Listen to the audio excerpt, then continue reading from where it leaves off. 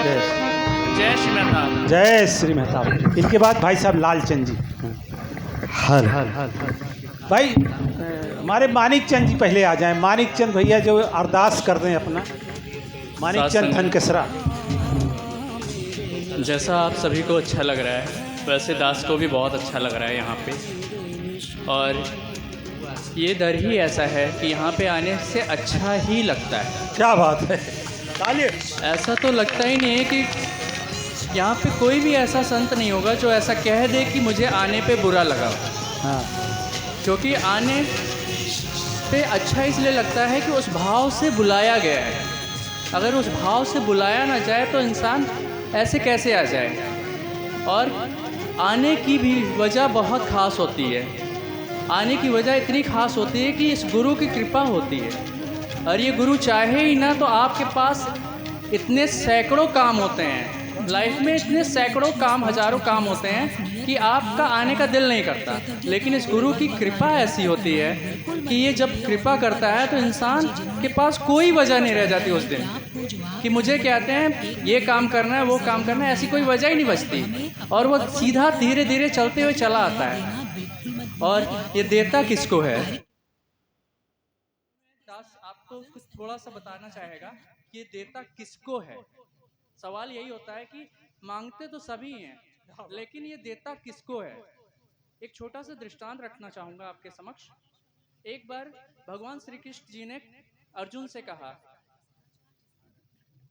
भगवान श्री कृष्ण ने अर्जुन से कहा कि अर्जुन कल सवेरे तुम हमको इस प्लेस पे मिलना, लेकिन किसी को पता न चले, चुपचाप चले आना और कुछ खाना पीना नहीं, सिर्फ चुपचाप चले आना हमारे पास और हमें यहाँ पे मिलना। तो अर्जुन सुबह उठे सवेरे प्रातः और नहा धो के बिना कुछ खाए चले गए। रास्ते में चलते चलते उनको भूख लग गई और एक फसल तैयार थी, गेहूं का खेत था। तो उसमें से 2-3 बाल को मीजे और मीज के खा गए। और खाने के बाद जैसे ही श्री कृष्ण भगवान के पास पहुँचते हैं तो उन्होंने बोला, बताइए प्रभु आज आप क्या बताने वाले। बोलते हैं कि मैं आज जो तुम्हें देने वाला था वो नहीं दे सकता क्योंकि तुम किसी के रेडी हो गए हो, तुम्हारा पात्र खाली नहीं है, इसलिए मैं तुम्हें कुछ दे नहीं पाऊंगा आज। तो बोलते हैं कि मैंने तो कुछ खाया नहीं, रास्ते में आते वक्त भूखा पेट आया। बोलते सोचो, याद करो, क्या पता तुमने कुछ खाया हो। तो उन्होंने याद किया, बोलते वो तो 2-3 बाल थी, मैंने खा लिया। तो बोलते कि जिसकी बाल है क्या उससे तुमने पूछा, उसका खेत था, उससे अनुमति ली थी कि तुम्हें चाहिए थी, भूख लगी थी, उससे जाके पूछना था। तो बोलते कि फिर मैं क्या करूं। तो बोलते कि तुम उसके पास जाओ और उससे ये बताओ कि मैं आपका रेडी हूं, मैं आपके लिए क्या कर सकता हूं।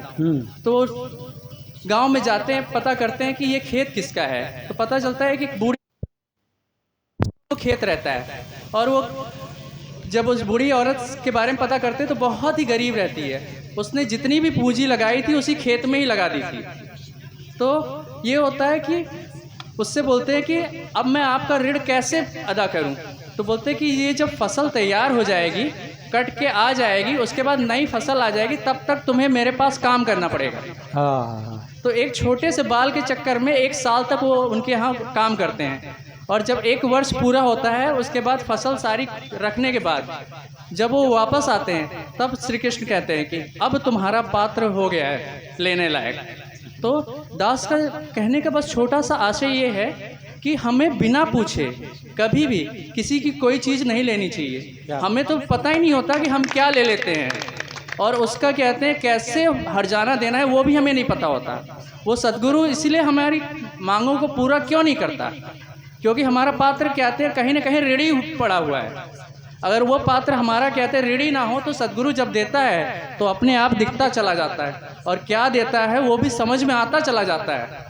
तो दास आप सबसे बस यही अरदास करता है कि दास को ऐसी आशीर्वाद देना कि दास कभी रेडी ना रहे, रेडी हो तो सद्गुरु का हो और किसी का ना हो। प्रेम से कहिएगा जय श्री। जय श्री मेहताब। जय ऋणी